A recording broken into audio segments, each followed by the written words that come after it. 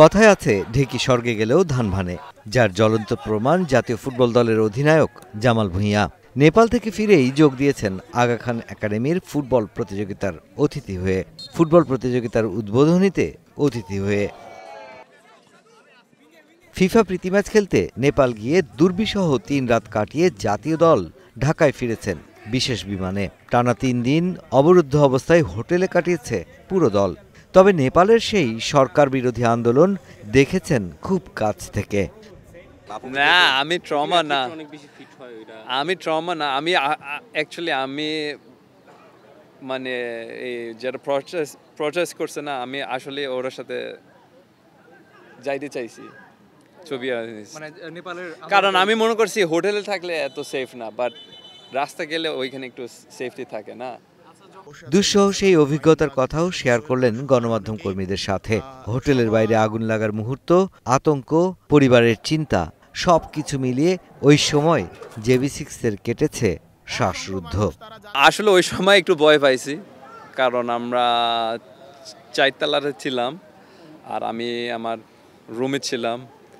তো হঠাৎ আমি দেখতেছি স্মোক আসতেছে, তা আমি বাইরে দেখতেছি 2টা বাসায় আগুন লাগাইছে, কারণ ওইখানে একটা MP ছিল, সো ওনার গাড়ি পুরা ভাঙে ফেলছে আর আগুন লাগাইছে। সো ওই সময় আমি একটু ভয় পাইছি। তারপরে আমি লবিতে ছিলাম 2 ঘন্টা, সবাই বলছে 2 তলা যাও, বাট আমি বলছি আমি সেফ আছি লবিতে।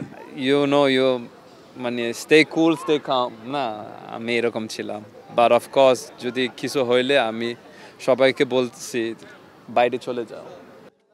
জামাল জানিয়েছেন দেশে ফেরার পর সবাই সুস্থ আছেন, এখন মনোযোগ দিতে হবে হংকং ম্যাচের দিকে। এর আগে এশিয়ান কাপের কোয়ালিফায়ারে প্রথম 2টো ম্যাচের ফলাফলে যে খুব একটা সন্তুষ্ট হতে পারেননি তিনি, তা তার কথাতেই স্পষ্ট। ফ্যাক্টস হচ্ছে 2টা ম্যাচ খেলছি, 1টা পয়েন্ট পাইছি, এটা টু বি অনেস্ট এটা স্যাটিসফাইড না।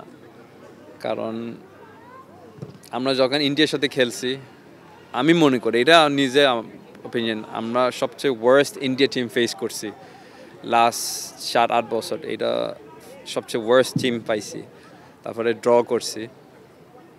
ম্যাক্সিমাম খুশি ছিল, বাট টু বি অনেস্ট আমি খুশি ছিলাম না, কারণ ওরা 1টা প্লেয়ার সুনীল রিটায়ার করছে, তারপরে আবার আসছে, কারণ ইন্ডিয়া টিমের অবস্থা ভালো ছিল না আর আমরা ড্র করছি। আর আমি সবাইকে দেখতেছি, সবাই একটু খুশি ছিল, বাট আমি টু বি অনেস্ট আমি স্যাটিসফাইড ছিলাম না, কারণ এই ম্যাচে 3 পয়েন্ট দরকার ছিল।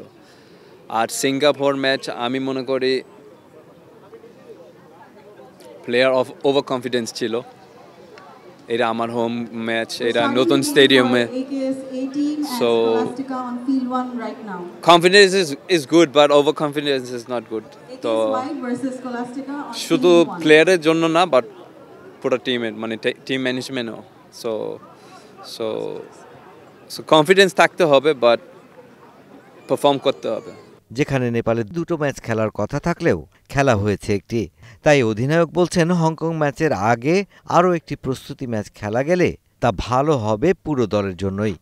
সামনে যে স্কোয়াডে যারা থাকবে ওইখানে কিছু আন্ডার-23 প্লেয়ার ঢুকবে, আর আই থিঙ্ক হামজাও ঢুকবে। আমি শিওর না সৌমিত ঢুকবে নাকি না, কারণ উনি ইনজুর্ড লাস্ট 2 মাস। সিমিলা যে স্কোয়াডে সাথে ছিল সিঙ্গাপুর, সিমিলা মনে হয় স্কোয়াড থাকবে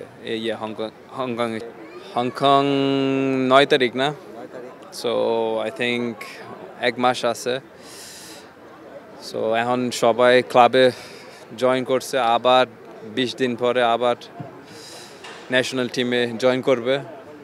তা আমি মনে করি ন্যাশনাল টিম আর একটা ফ্রেন্ডলি ম্যাচ খেললে টিমের জন্য ভালো হবে, বাট আমি শিওর না এটা কি পসিবল নাকি, বাট এটা আমার অপিনিয়ন, যদি আর একটা ম্যাচ খেলি তাহলে ভালো হবে। আগা খান একাডেমিতে ফুটবল টুর্নামেন্ট দেখতে এসে জামাল যেন হারিয়ে যান কলেজ জীবনের স্মৃতিতে। এমন আয়োজন তাকে মনে করে দিয়েছে ফুটবলের সেই শুরুর কথা। ও বলছে এই স্টুডেন্টসটা ওরা খেলবে, আমি বলছি ঠিক আছে আমি আসি।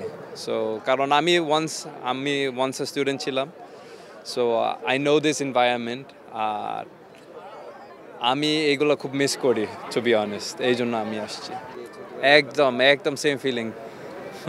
এই আয়োজনে ক্যাম্পাসটা পরিণত হয় ফুটবল উৎসবে।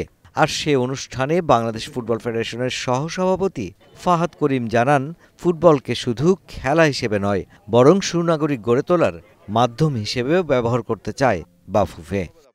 শুধুমাত্র ফুটবলের কথা চিন্তা করলে হবে না, আমরা মনে করি ভালো নাগরিকের জন্ম হবে, বিকজ ফুটবল এমন একটি খেলা যেটা তার মাঠে শুধুমাত্র খেলাই নয়, এটা ডিসিপ্লিন, লিডারশিপ, কমিটমেন্ট এবং সবচেয়ে গুরুত্বপূর্ণ একজন আরেকজনকে সম্মান করা শেখায়।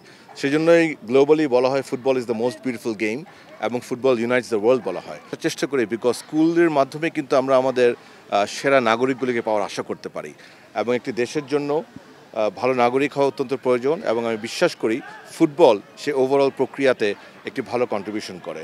তো এই ধরনের আয়োজন সবসময় ফুটবলের ওভারঅল ফুটবল সংস্কৃতির জন্য অত্যন্ত ইতিবাচক, এবং সেটাকে নিয়ে আমরা কাজ করতে চাই, সেটাকে আমরা ধারণ করতে চাই, এবং আমরা চাই সমগ্র দেশে যেন এই ধরনের প্রতিফলন হয়, এবং এই ফুটবলের প্রতি যে মানুষের ভালোবাসা সেটা ছড়িয়ে পড়ে, এবং এই ফুটবলের মাধ্যমে আমরা একটি সুন্দর জাতি, একটি সুন্দর দেশ গঠন করতে পারি।